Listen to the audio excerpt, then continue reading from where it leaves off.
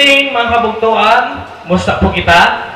Grabe nagpaparas o din niya sa kob. It only means grabe natin pag-worship ka, Lord. And you know what? That is the best thing that we should do. To worship God despite on everything. Despite na natin busy schedules. At bisan damo aton mga eran sa gawas, still we choose to worship and to hear God's word. Amen? Kira yan ang excited ng kabiyon. Amen? Kalaw sa aton. Most of us love it when life is so smooth. Karuik nato na natong kinabuhi, smooth lahiya. Waray problema, waray mga struggle sa life. You want everything that is so easy. Karuik nato nga permi good news aton nababatian na work. Karuik nato nga permi may blessing aton family. Karuik nato nga always healthy aton lawas. But you know what? Whenever trials come, it's so easy for us to generalize that life is so unfair. Nga life is just so unfair. Kaya ano ginaagihan ko niya? Let me tell you about what testing is. Sumerin ka nga nga testing Gingkukol ba kita dayon? Ay sumerin ka nga nga test, bago ito't exam, di nga ni anything nga pwede mag-prove kung napasar ka or wala ka kapasar. We are too nervous to hear the word test, but test is not a negative word. May test sa eskwelahan, di ba? May test sa iyo opisina, may test sa imo trabaho. Because testing is so important. Nasa rin nga niya, Cambridge Dictionary, number 1 nga objective ang test is to discover what someone knows. Di makikita ang teacher kung nag-aram ba ang estudyante or waray niya mamati or waray niya ka-apply na ibaroan ng eskwelahan. To know what someone knows kung isakto ito niya. Ikadua is a medical examination. Of course, kailangan natin mga medical test. Sino din nagpa-check up na? Naka-experience na kumantuha a dentist, a ophthalmologist, or kaya surgeon. One way of testing ito niya.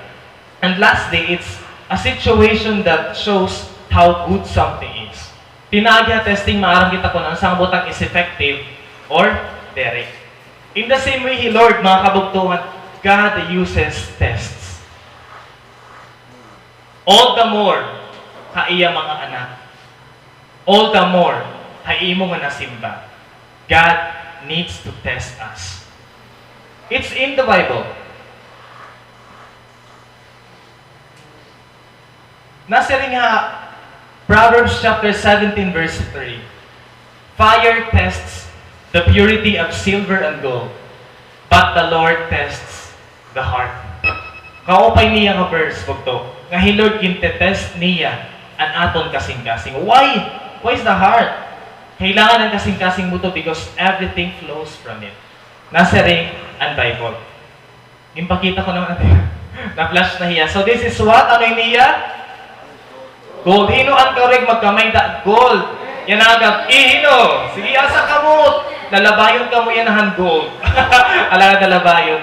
Every one of us would like to have something that is so expensive. Kareg natin mga kapot man lahan gold. Mga pearls, mga jewels. We want to collect them, mga alahas. Kareg natin mag-collect kay syempre, rare lang yan natin ma-encounter gan. Danay lang natin hira nakikita. Especially in gold, this is so expensive. Don't you know that gold is a precious metal which could be found in an ordinary place. Pero buried here so deep. Deep ang iya ka-buried. But the good news is, kung refined ora-ora ini na gold, that is the most expensive kind of gold. Kung refined ora-ora ang gold, ang siya ang pinaka-expensive, kung purified hiya. What happens or what does a goldsmith does? Kaya ang goldsmith hiya nang purify it gold. Kaya of course, tikang ito yung rocks, di ba? But it has to undergo purification. Kaya para maging gold na niya. Kaya di rin ka makakaagisuga dito hatuna. Wara ito. Mga rocks talaga ito niya and it needs to be refined. Sanglit may the goldsmith. According sa mga goldsmith, tinatawag nila ang rocks nga nasurround na iya, nga impurities. You call it impurities. The goldsmith has to balance the heat. Kaya once gani nga mag-overheat hiya, pwede maruba ang gold. Pero kung diri nga ni sakto ang iya heat, pwede diri nga maporma nga gold. So the only one who could refine this one is a skilled goldsmith. Bugto, God, as our Creator, is our goldsmith. Everything in refine ka ni Lord. Everything in mumold ka niya. Pag pinaagiha ano nga mga things, they could be done through tests. Ang mga ginahatag bugto ni Lord ng mga problems, ng mga trials, they could be ways para i-refine kita ni Lord. Abraham was tested to offer Isaac to God before he became the father of all nations. Imagine, before ka bugto gamiton ni Lord, kailangan kaanay niya i-test. Before God can use you, He has to test you. How about David? How he was tested by God? David was tested through Goliath before he became a king. And the Apostle Paul, before he became the greatest missionary in the world, he was tested through persecution. So, bugto kung kintetest kaya na ni Lord, that means He is doing something so great sa imo life. Amen? So, palapakan natin ni Lord. Because God is not stagnant. Dire iya is stagnant sa imo kinabuhi. He is currently working. Even in your testing. Handata ako, I love to watch fire. Tapos may dangagin susunog dito. Diba, danay na, susunog kahin. Silupin, di nga ni danayin mga can hand soda. Gintry ko one time pag burn hand soda nga can. Diba, pag igsunog mo nga ni hiya, ano nalaan na sasalin? Ano po? Diba, namimelt man niya. So, buti nala talaga nasalin as in, di mo ma-imagine, na melt down ang substance ni nga soda can. I believe tonight, bugto, when you are in that fire, ang imo ginaagihan, God is melting down impurities. God is burning something inside you in order to make you go. So tonight, it's time for burning. Sanglit akong tinyo ng gabihon is, it's entitled, Meet Me in the Fire. This is part 2, by the way. Kung nakanigaman Sunday, part 1 na ito hiya, still we are in Daniel chapter 3. But yan na ang kadugtonghan atong passage. Daniel chapter 3 verses 19 to 30. Basahan natin. Nebuchadnezzar was so furious with Shadrach, Meshach, and Abednego that his face became distorted with rage. He commanded that the furnace be heated 7 times hotter than usual. Then he ordered some of the strongest men of his army to bind Shadrach, Meshach, and Abednego and throw them into the blazing furnace. So they tied them up and threw them into the furnace, fully dressed in their pants, turbans, robes, and other garments. And because the king, in his anger, had demanded such a hot fire in the furnace, the flames killed the soldiers as they threw the 3 men in. So Shadrach, Meshach, and Abednego, securely tied, fell into the roaring flames. But suddenly, Nebuchadnezzar jumped up in amazement and exclaimed to his advisors, "Didn't we tie up 3 men and throw them into the furnace?" "Yes, Your Majesty, we certainly did," they replied. "Look," Nebuchadnezzar shouted, "I see 4 men, unbound, walking around in the fire, unharmed, and the 4th looks like a god." Then Nebuchadnezzar came as close as he could to the door of the flaming furnace and shouted, "Shadrach, Meshach, and Abednego, servants of the Most High God, come out, come here." So Shadrach, Meshach, and Abednego stepped out of the fire. Then the high officers, officials, governors, and advisors crowded around them and saw that the fire had not touched them, not hair on their heads was singed, and their clothing was not scorched. They didn't even smell of smoke. Then Nebuchadnezzar said, "Praise to the God of Shadrach, Meshach, and Abednego. He sent his angel to rescue his servants who trusted in him. They defied the king's command and were willing to die rather than serve or worship any god except their own God." Last verses. "Therefore I make this decree. If any people, whatever their race or nation or language, speak a word against the God of Shadrach, Meshach, and Abednego, they will be torn limb from limb, and their houses will be turned into heaps of rubble. There is no God who can rescue like this. Then the king promoted Shadrach, Meshach, and Abednego to even higher positions in the province of Babylon. May the Lord bless the reading of His Word. Kaupihan no hantoy at anong story. But for me to give you the background, I have just chosen nga maipakita ko iyo ang reenactment, hindi nga passage. Para ang mga naatin pala yan na maka-catch up natin part 1, what really happened in our passage. So let me show you a video.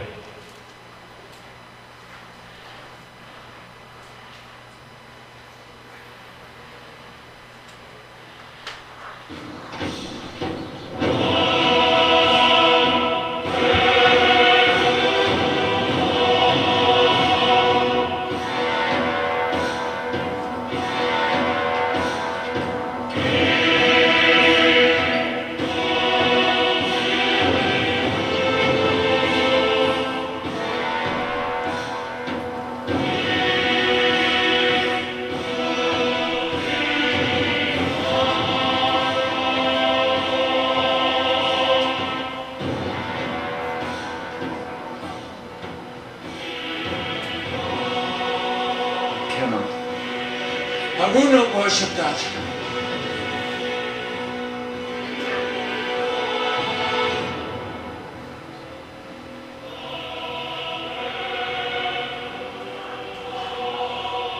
No!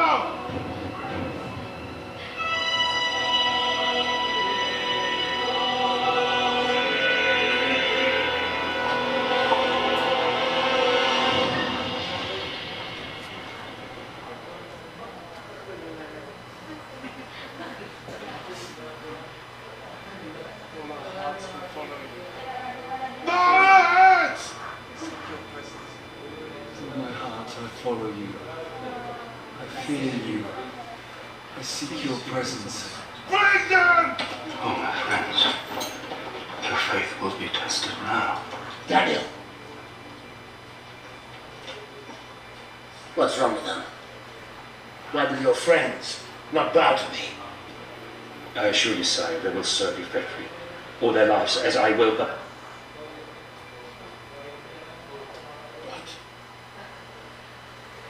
they will only worship God.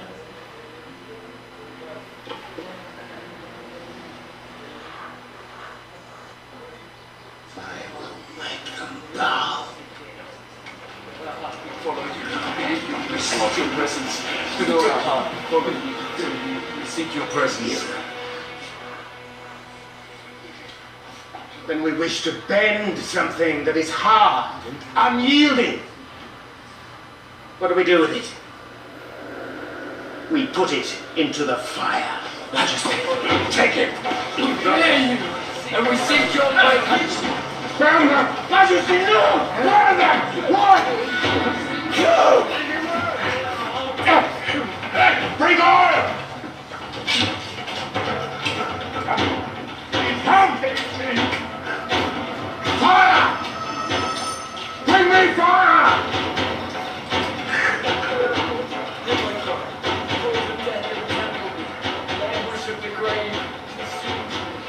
Do not ignore my tears. I'm overcome by sorrow. I call upon the name of the Lord. Lord, save me!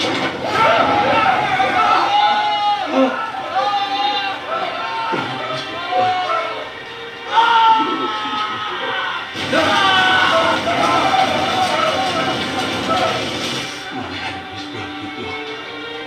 They will turn back in shame. Why do they not burn?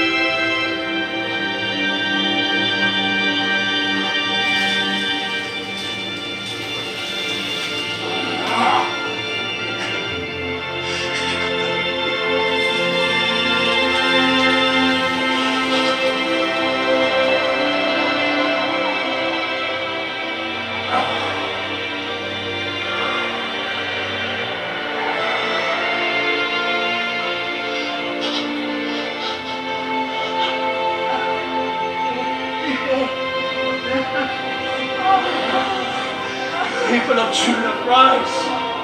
God is with us. He's with us. God is with us. That ends our video. Yan na, nakaramdaman mo ano, grabe, ang nangyari. I-try tayo ito ni Hayo Balay. Ang ginantesting. Malita, let's go through the verses, ano, because that was really happened. Because these three young men didn't bow down to the golden statue of the King Nebuchadnezzar. They had to be thrown into the burning furnace. But grabe, ang nahinabog to, ito nga furnace. Nasa ring nga, Nebuchadnezzar was so furious with the three young men that his face became distorted with rage. He commanded that the furnace be heated 7 times hotter than usual, and he ordered to bind the young three men. So grabe ang naging buhat bugto. Grabe na ito nga iya kauriton, nga ang kalayo ginpa. Ginpa-intense pa niya 7 times. So grabe na ang iya kaiso ni King Nebuchadnezzar. All that he had concerned was to kill these three. Kaya ano, gin-dishonor nira ang glory ni King Nebuchadnezzar. Imagine, gintagan nila second chance, di ba? Na mag-bow down. Pero waray nila buhata.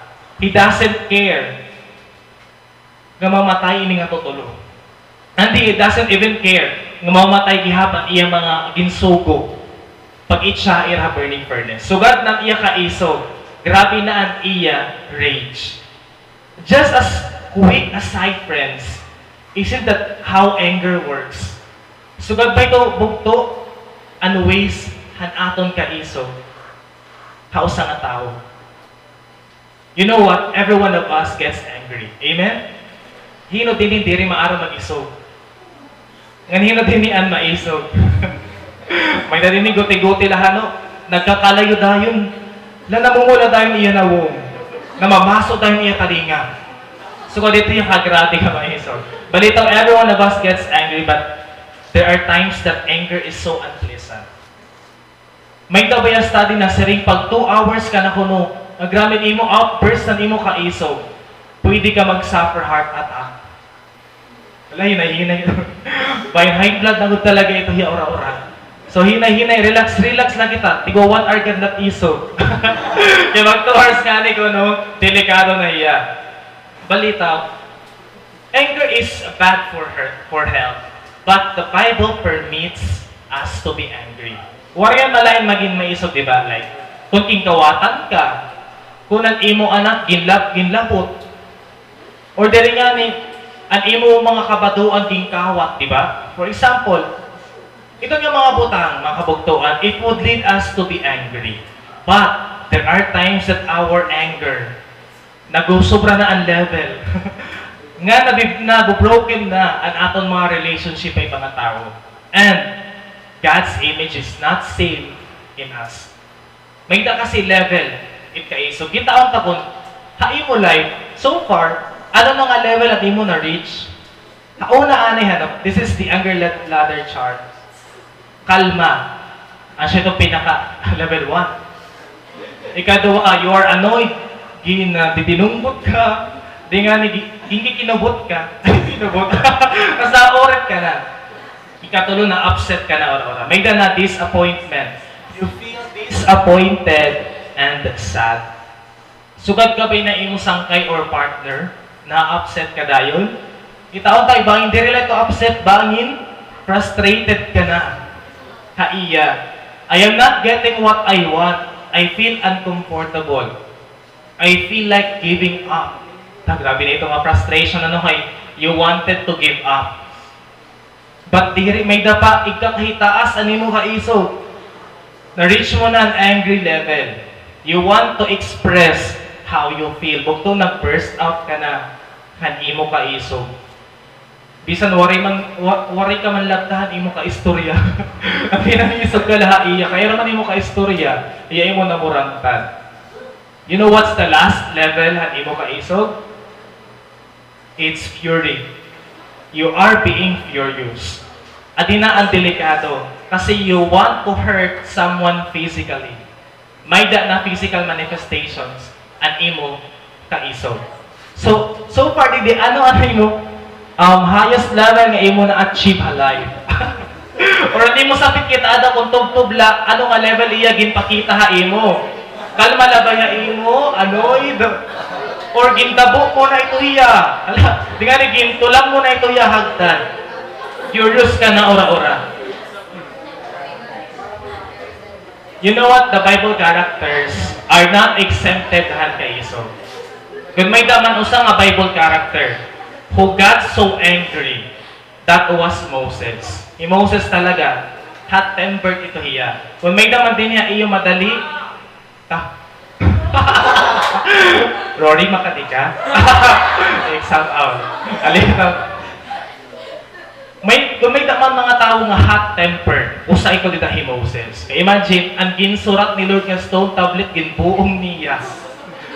Sumakalaw niya o true para pasuratin ni Lord. Hanang verse 20, may na naman hanang verse 20.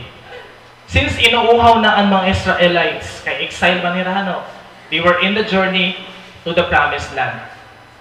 Ginsugo ni Lord si Moses, nasa ring hi Lord kan Moses. Moses, may rock dito. Inuuhaw na akong mga katauhan. Ani mo buhaton, you speak to the rock, and the water will flow out. But ini Moses, bad mo dito yung adlaw. Diri mo kaya pamampahong, na diri yung uminom ang mga Israelites kaya mag-take ako ng mga ulo. So nabad mo din iya, diri mo pa yung iya vibe. So ang gimbuhat ni Moses, instead of speaking to the rock, ano niya gimbuhat? He struck the rock. May daman niya rada, no? Yung sugat ito niya ang rock. Diri lang pagod makausap. Hindi makaduwa. You know what God's punishment to Moses tungod dito?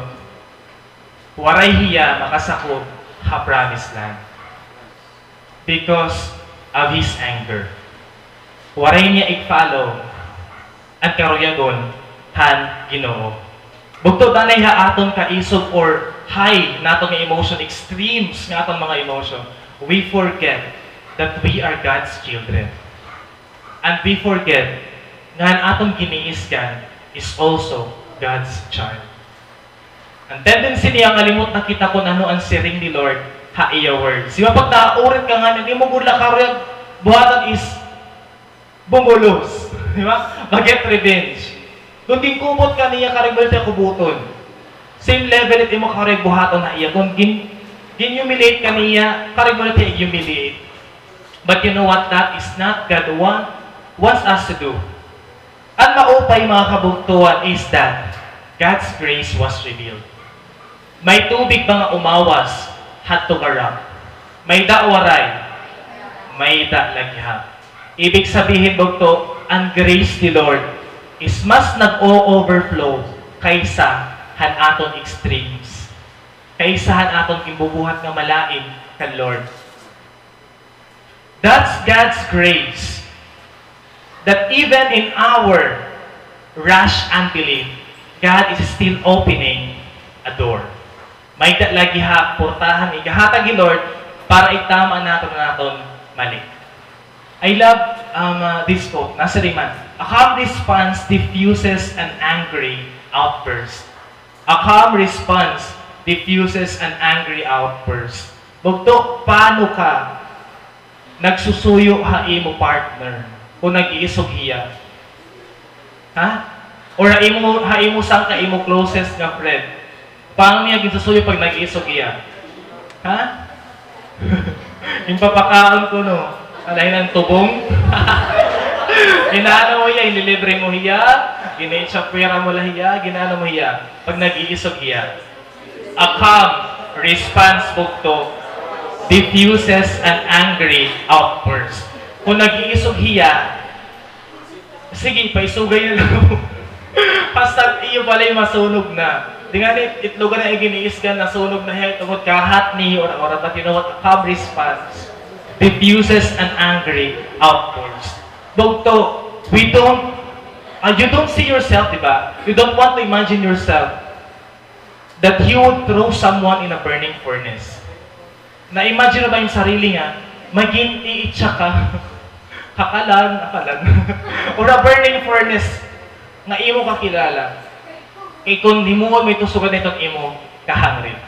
But it's because of God's love and undeserving grace that we need to penetrate in our hearts para makalma kita. Amen?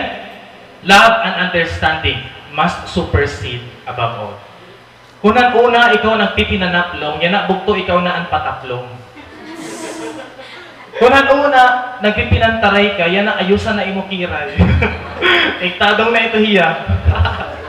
O kunang una, grabe mo na sa Facebook, imo mga reklamo at to Facebook.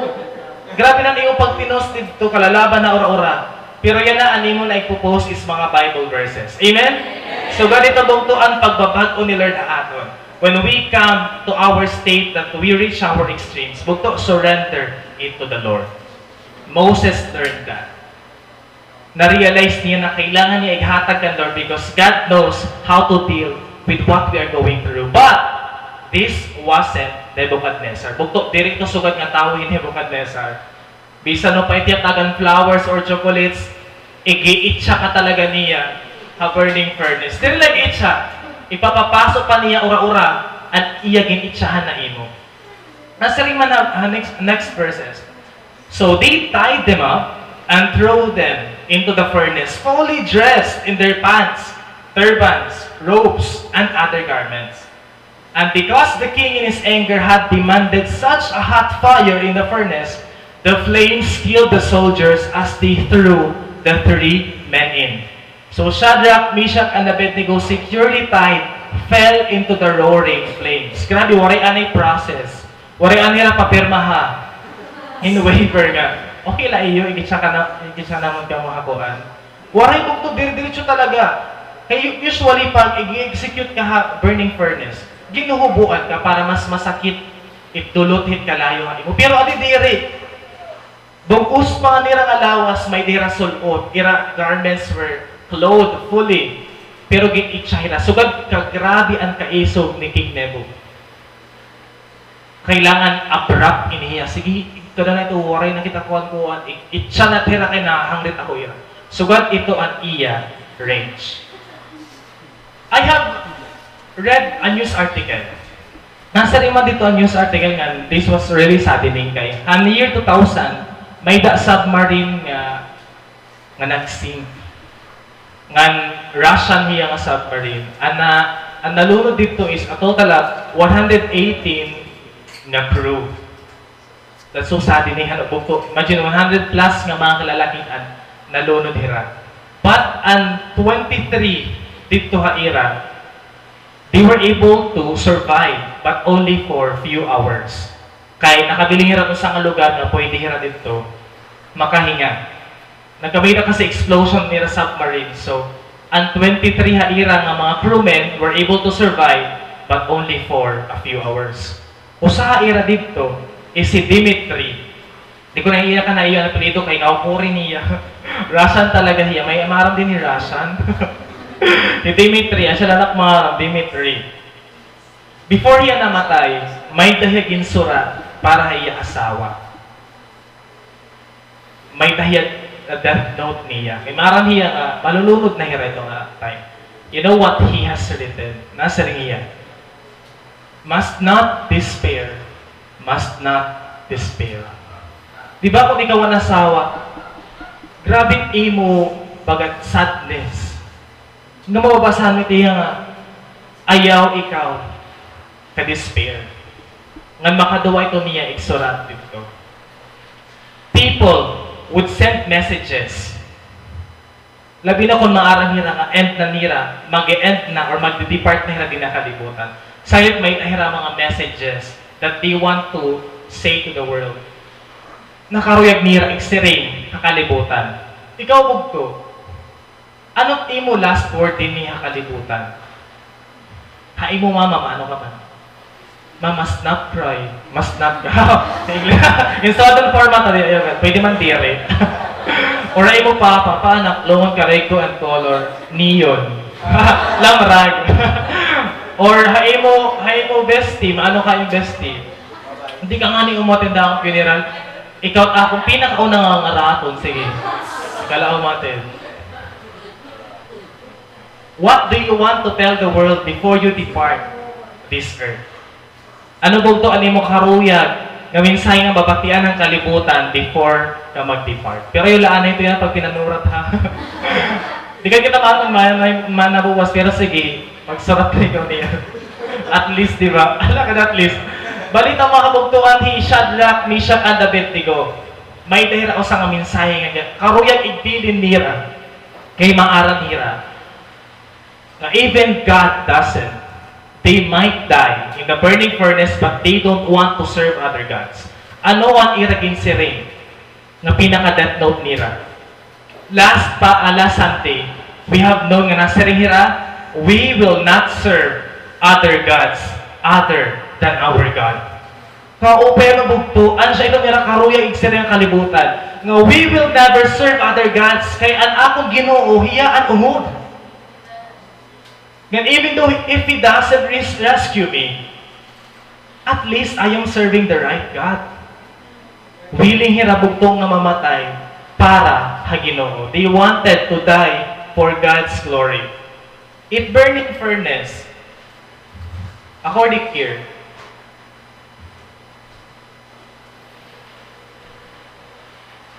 ay nababag ko. Ayan, this is a furnace. How do you pronounce it? A seminar. Wait out. It burning furnace, ano mga kabugtuan.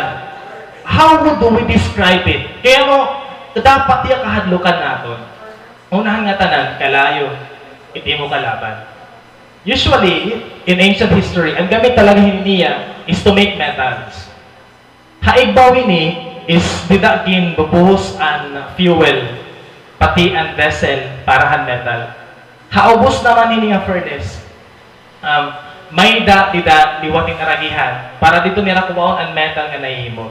Ngan haligid dito nila is aluho para makita han smelter kung may metal na, kung na-form na ang metal. But imagine, ini nga furnace, han time na gin-execute ini nga tutulo. It was heated 7 times. Bukto kung 300 degrees. Pira naman ito ka-degrees. No? Sige, sunod na lang natin siya. Storya. Mga, of course, 2,100. Wow! Ano, 2,100. Ansya na ba? Pero you know what? It was really incorrect way. Kasi syempre, kung hindi mo nga mas mag-suffer at yung mga i-execute, mahinay anay kalayo, di ba? Para feel niya at kalayo. Pero ikinito ka din sa kanya instant. So, grabe ko din nga iya ka-iso. What we could learn out from this is that we Christians, we could face the heat. Ang grabe din nga statement, kitala niyo. And because the king in his anger had demanded such a hot fire in the furnace, the flames killed the soldiers as they threw the 3 men in. Bugto ang ginsugo ng mga mighty men ni King Nebuchadnezzar. Nagkamagtay. Tungudhan kapaso ini nga furnace. Di ba? Grabe na ito ora-ora nga kapaso. Nga iraginagyan. Ba't maamis kita kay ano? Kaya ini nga tutulo. Naitsa panira. Buhit mahirang ginitsa nira na ka-amis bugto because hangin itsa na hira. Ang namatay lood ang nag-itsa haira. Diri ang iragin itsa. We Christians, we know how to face the heat. Unbelievers don't. They don't know how to face it. Ang mga problema, ginaalaw ni Lord bugto. Ginaalaw niya imo kay maaram niya nga kaya nimo. Ikaw it maaram paano ito niya i-face. Why does God entrust that fire? Hindi mo ginagihan niya na, it's because your mother can't face it. Ang imo sa kay bugto, diri ito niya kaya agihon. Ang imo mga classmate, diri ito niya kaya agihon. Ikaw la, usa ka na may ability nga agihon ito hiya nga problema. Kay kung iba nga ni ang maka-overcome ito nga problem, bugto ba mag-give up hira? Pero imagine, God has entrusted you that pain, that hurt, kasi maaram ni Lord na kaya nimo. Kaya nimo, bugto. And don't tell me that fire is a negative thing. Because we need fire. Di ba kailangan natin hin kalayo? Pag nagluto ka ni Pansit Canton, syempre kailangan mo kalayo. Pag nagbe-bake ka hinki, or pag nilalamig ka, kailangan mo hin kalayo. It means that fire is a blessing. Bugto blessing at imo ginagihan. I love this verse. Nasa rima na 1 Peter 1:7, that the genuineness of your faith, being much more precious than gold that perishes, though it is tested by fire, may be found to praise, honor, and glory at the revelation of Jesus Christ. Ang imo yan na ginaagihan, someday, makikita nimo ang result ng may harvest hiya. You are not going through that trial for nothing. May dahil Lord karo yung i-reveal someday po to. Pinaagi ito, nga imo ginaagihan. Again, fire is a blessing. Thank God bugto that you are facing negative things sa kalibutan. How would you appreciate peacefulness kung waray ka maka-experience ng storm? Kita alayan, di ba, nag-adlaw-adlaw na? Kung puro yan na bagyo na ito naabat for the whole month, kalalain na raw. But we were able to appreciate sunlight because may storm. You are able to appreciate sweet food because of bitter food. You are able to appreciate the stars because of the night. So, ibig sabihin, you are able to know that God good is, that how good God is because of the bad situations that you are going through. May that purpose po to. May that purpose ang ating ginaagihan. Nga nakaka-amaze pa didi. Kasi ang same fire nga karuyag nira, i-burn ha imo, at siya lugod ang nakasunog ha ira. The same fire burns them. Di ba? Kagagrabe bugto nga message. Nga ang same fire that they want you to torment about, hindi nga tulugod ha ira. Ang suffering na karuyag ni ang ibang tao nga masuffer nimo, hira ang naka-experience. So if they torment you, bugto, if the world torments you, it will go back to them. I-course ka nga ni hang kalibutan, it will go back to them. If i-humiliate kang kalibutan, mabalik ito ang ira. Kaya ano bugto? Kasi anak ka Ginoo, nagsiserve ka ha iya.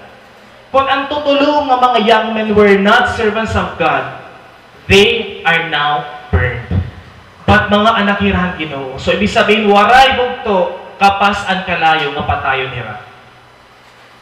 You are a child of God.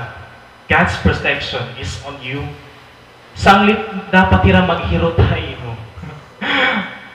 Kaya nag-deserve ka and Lord. Bugto, sige daw yung masapit, hinay-hinahi ako kay may daini Ginoo. Sige, isa tayo masapit, hinay-hinahi ako. May daini Ginoo. Ako kura-urahi kay na. Masugod ko na kan Lord, napahukop ako. Imagine, the same fire that they want to burn them has burned them instead. Because God's protection is with His servants. Bukto, you are protected. You are covered. Pero ikaw palugod ang mas nahadlok. Hinmay da, nagkarasikas na kusina. Sabi na niyo kahadlok, may miling ka dahil hinsangkay. Pag ikaw parang mga nalay tapos, gabi ng dalagang paigpaw. Di ba? So ka dito, mga instances. Pag istorya ng mga magpakahadlok, nakita na lugod ng imo, tinaibusag. Kaya naman bugto, ma-fearful kita nga, hey Lord, ang protection na da imo. Ang iya hands, hindi cover ka bugto. May da ka Ginoo, sanglit hinay-hinayon kanira. Dili kanira or-orahon. Amen?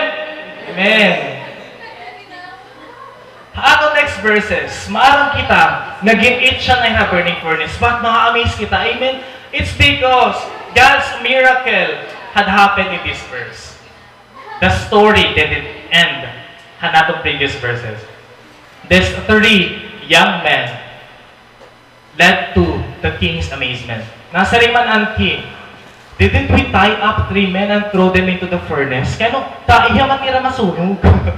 Mga metal gadaling mga lawas ng mga kalalakian na stress na King Nebuchadnezzar. Kay tira-hira na susunog bugto. Yes, Your Majesty, nasa iyang servant. We certainly did. But I see 4 men, unbound, walking around in the fire unharmed, and the 4th looks like a god. Ang nakasyak bugto kan King Nebuchadnezzar. Ay kasi mira tulo ang niraginit siya, naging upat na. Ang mathematical skill ni King Nebuchadnezzar, warit ha gamiti bugto kay upat na hira nga nakadto hand burning furnace. Wow, that's so amazing. And let me show you an illustration. Sugat ini ang nahinabo. May usa nga tawo, hino daw na ito yung usa nga tawo. Nga ira kaupod. Anino la ba ito hiya? Or hino ba ito nga ira nakaupod? The 4th man, according to commentaries, is believed to be the Son of God, who was Jesus.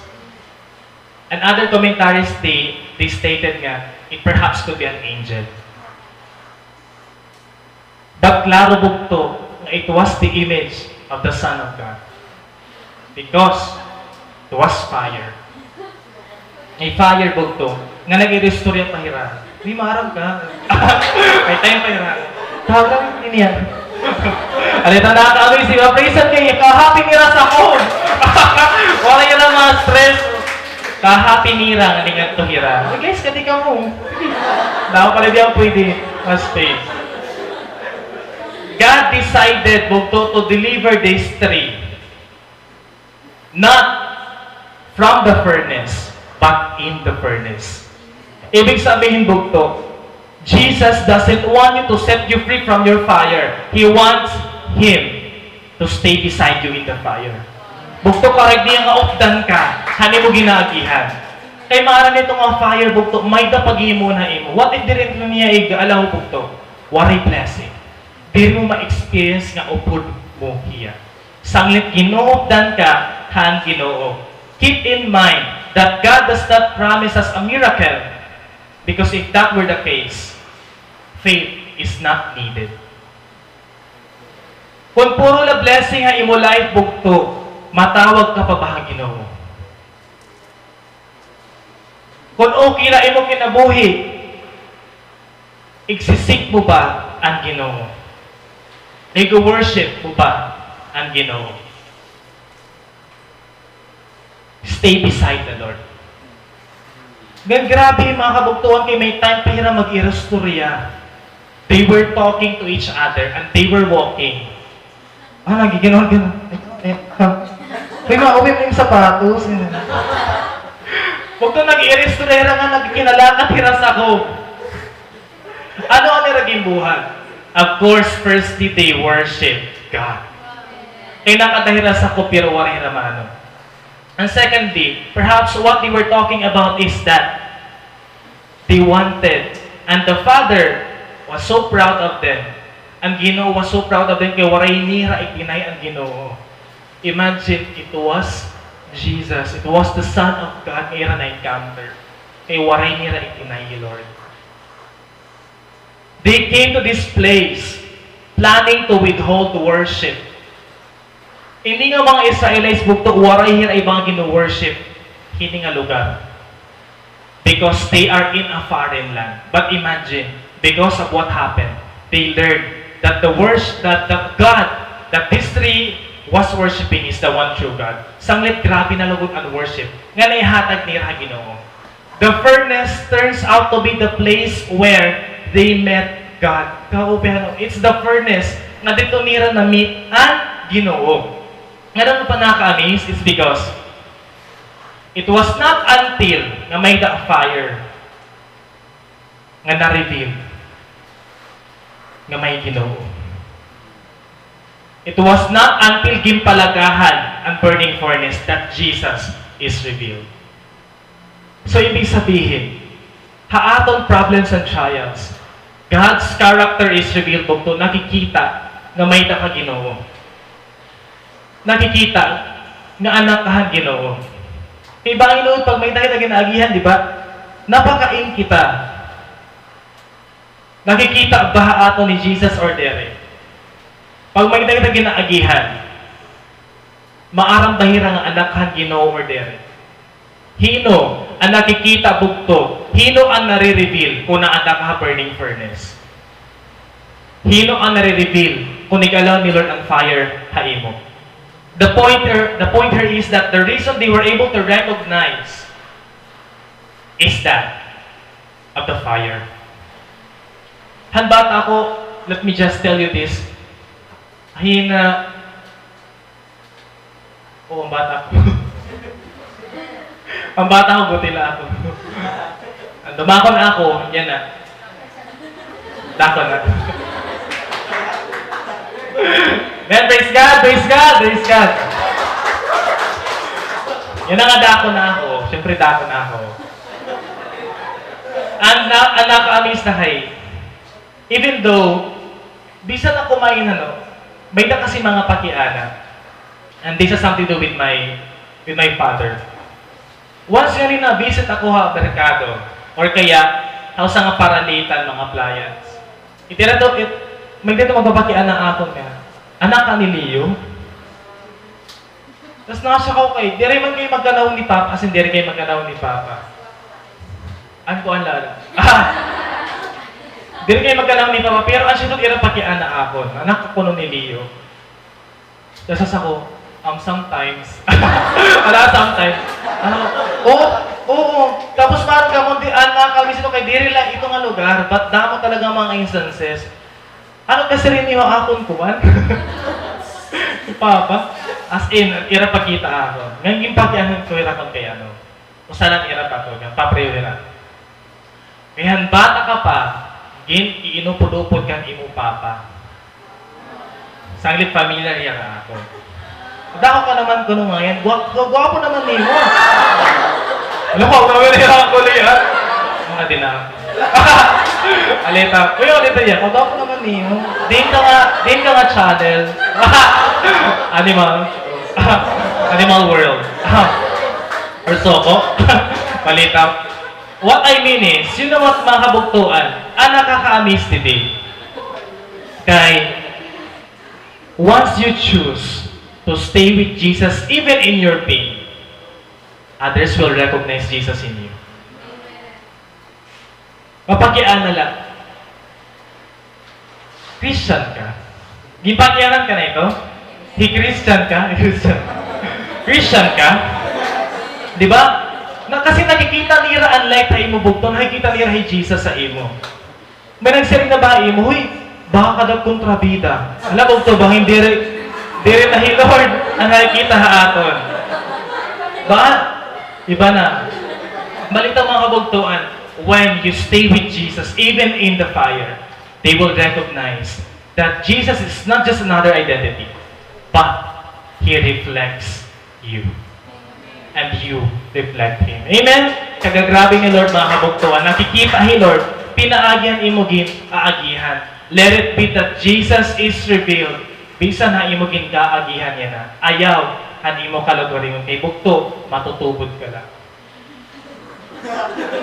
The next verses. Then Nebuchadnezzar came as close as he could to the door of the flaming furnace and shouted, Shadrach, Meshach, and Abednego, servants of the Most High God, come out, come here. So Shadrach, Meshach, and Abednego stepped out of the fire. Then the high officials, officials, governors, and advisors crowded around them and saw that the fire had not touched them. Not a hair on their heads was singed, and their clothing was not scorched. Ngan diri hira, maaso-aso. Kung nagharing ka mo iyo, balik pag mata mo, di ba, mabaho ka nakaharing. Kaya aso ay, pero kung tuwa ka kami sa ini, waray hira maging aso-aso.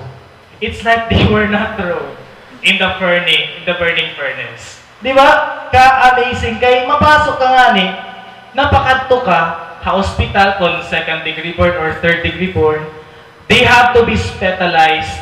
Pag mapasok ka, you have to be bandaged. You have to take pain medication to ease the pain. Pero ini nga time, ano naging buhat? Hantulo. They just step out.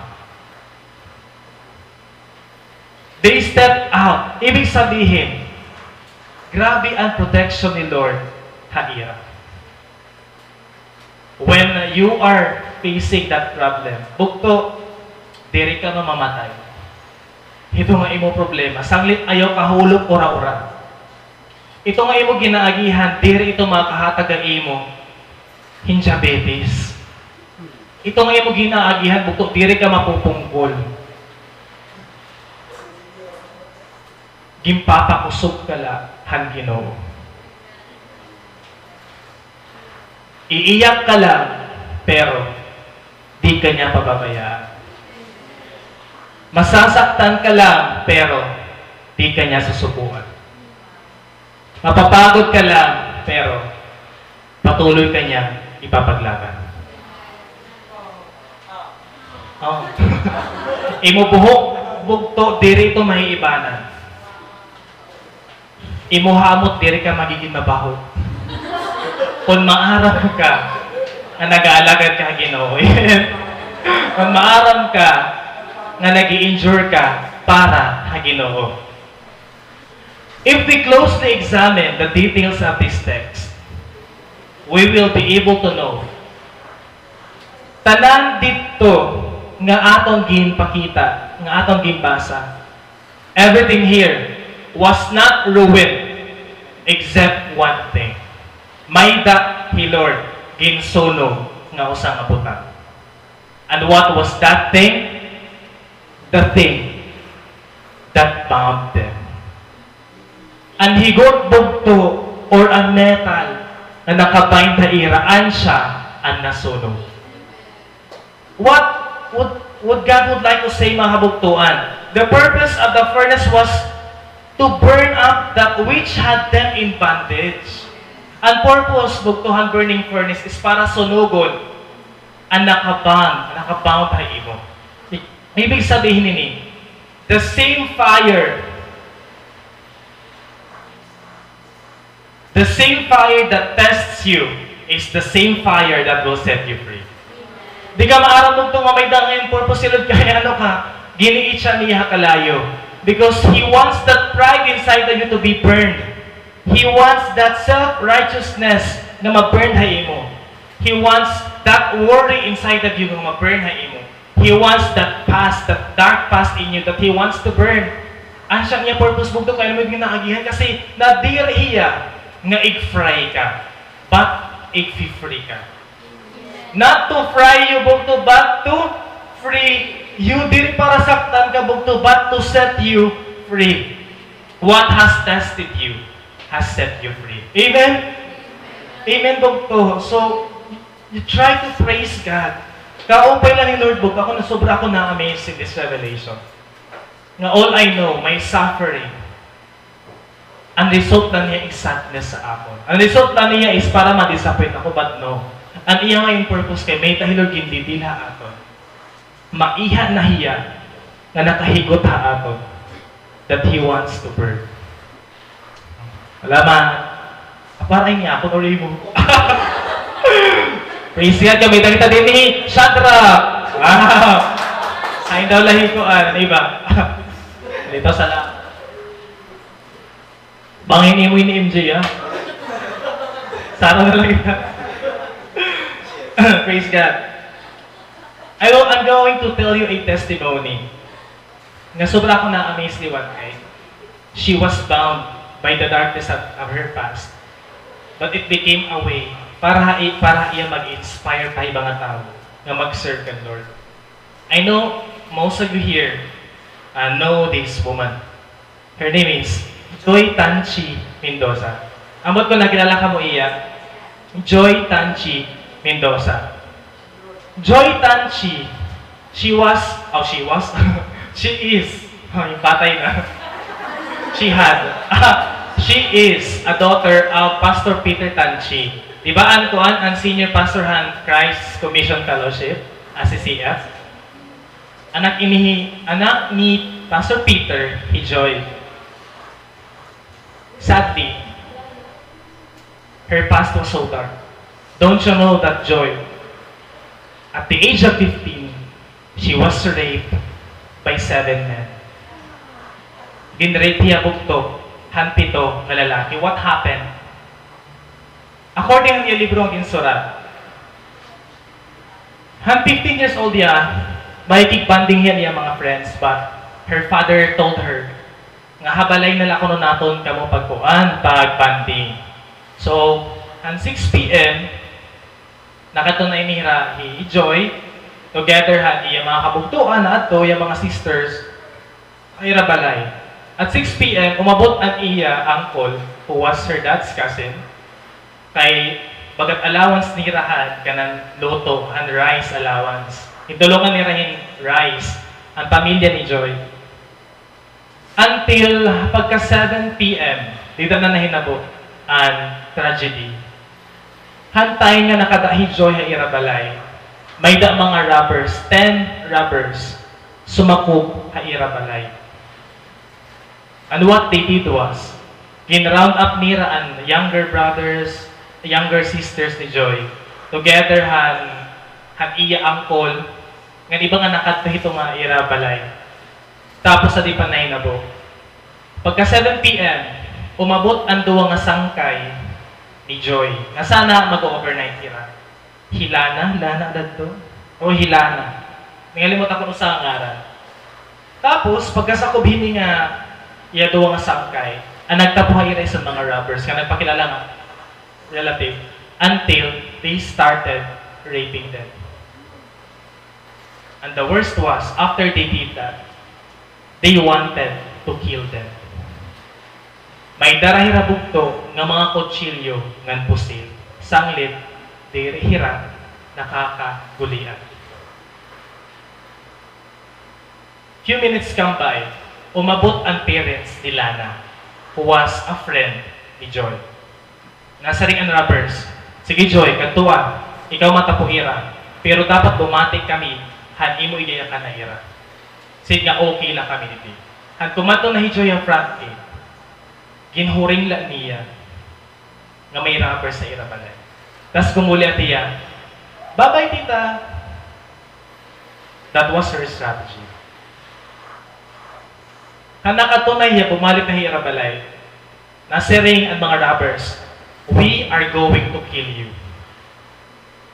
Kapot na nira ang pusil bugto. But they were praying individually. Until such time, nga nag-decide ang mga robbers nga babayan na lang inihira. But may dahiray ka hostage. An uncle ni Joy, pati ang iya wife ng anak nga umupo na iya. So, may dahira na nga truck, in-hostage nira inihira. But in palusat nira, pagkatapos na-realize na nira nga anong purpose, may in-hostage na mo ninira. So, in palusat na nira, para warin nira trabaho, warin nira sipon.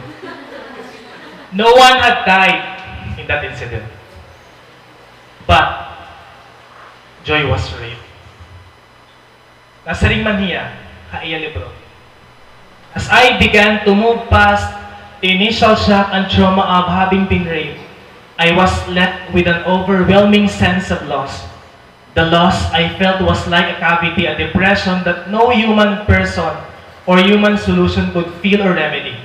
After I was raped, a kind of skepticism and distrustful point of view grew in me. I often interpreted the affections of men as malicious and perverse. Waray na hiya mag-trust sa tao bugto. Nawara niya innocence. Nawara niya pagkababae. Daradara ito niya pagtakot niya even though she was a Christian. The past was just so dark for her. Ngaan siya ang nagpreso haiya. But praise God ka, may mga nakasurang da, especially yung parents, na waray sumukwa iya. Mga pastors yung parents.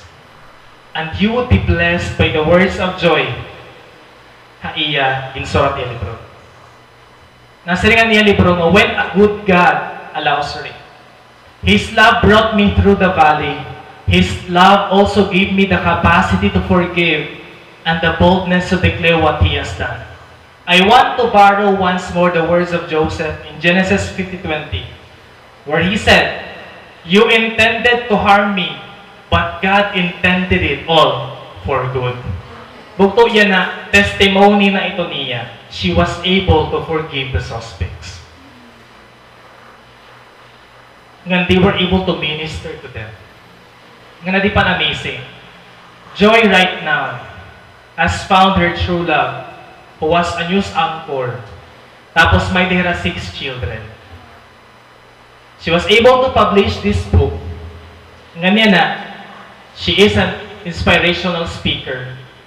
At the same time, counselor hiya ang mga na-abuse. Diba? Praise God, bugto. Kaya iya ginagihan, that was the way that she was set free by her past. Naging wilogod para i-bless niya ang ibang tao. What a testimony. From test to testimony and from a mess, it came to a message. Praise God for the life of joy. Bugto, kung may nakasugod ito ang ginaagihan, don't lose hope. It will become your testimony. There mo man nakita yan na unsense, but someday you will. How the last verses? Then Nebuchadnezzar said, "Praise to the God of Shadrach, Meshach, and Abednego. He sent his angel to rescue his servants who trusted in him. They defied the king's command and were willing to die rather than serve or worship any God except their own God." Imagine, and Nebuchadnezzar praise palugod niya. Ang Ginoo hindi nga totoo. Nga iya kaya i-worship ang iya ginhimo nga statue. Pero hindi nga time ang iya gin-worship isang ira Ginoo. Praise God, they were able to win the unbeliever's heart because they stood. Therefore, I make this decree.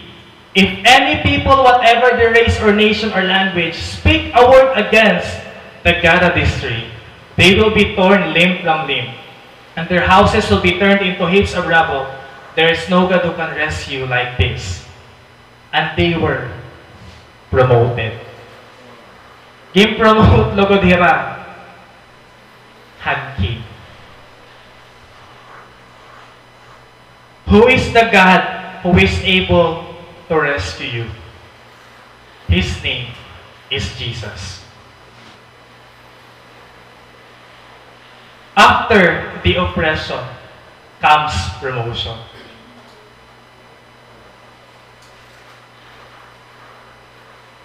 Gaano kapaso ito bugto ngayon mo ginaagihan?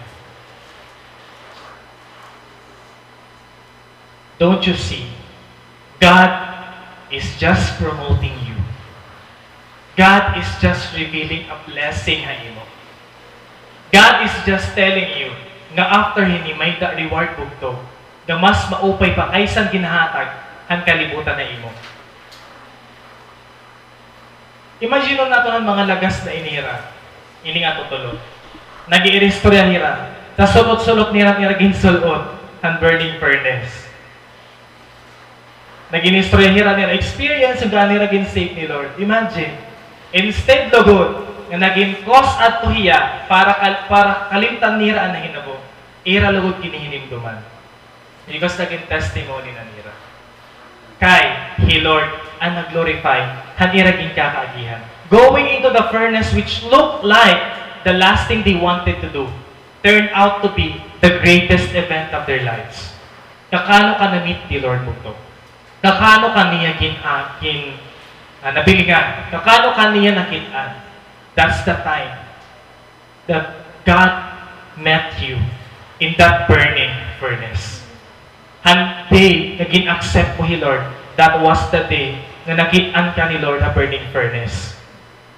And praise God, because you chose to stand.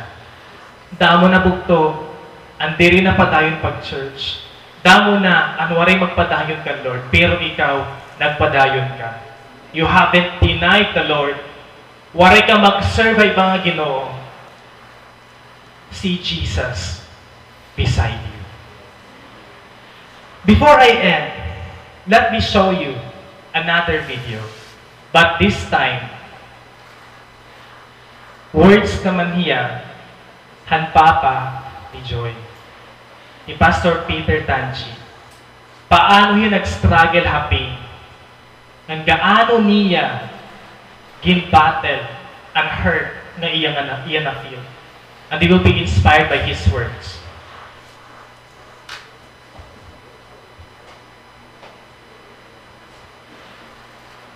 The faith of Job is what enabled him to endure. He don't understand.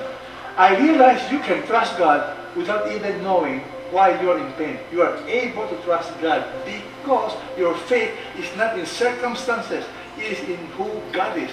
And the truth is we have pain. This became very true in my life and my wife's life.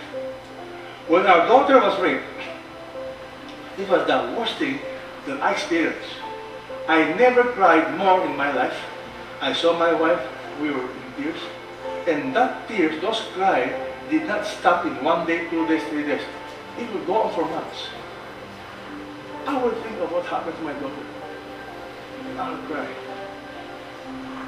And honestly, I have no idea why.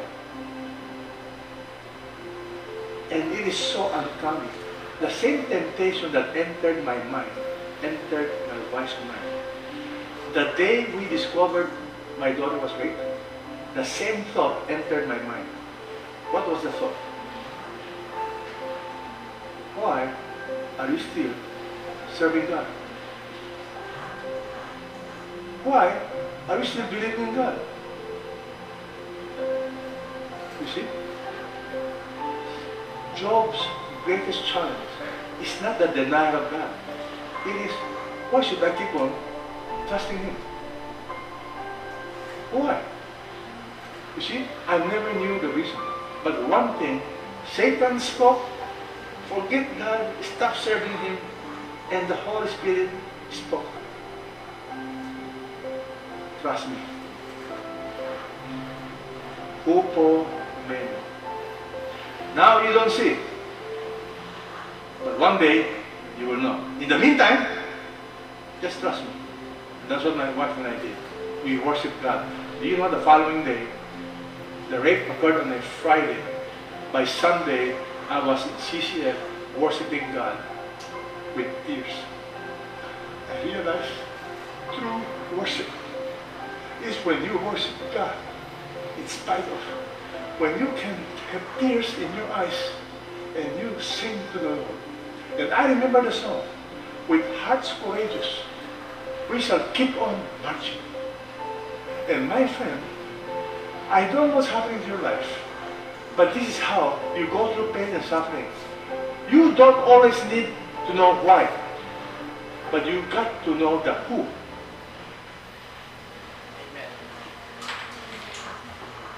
Amen mga bugtuhan. Yan naman katugtaw kita. Let's end this with a prayer.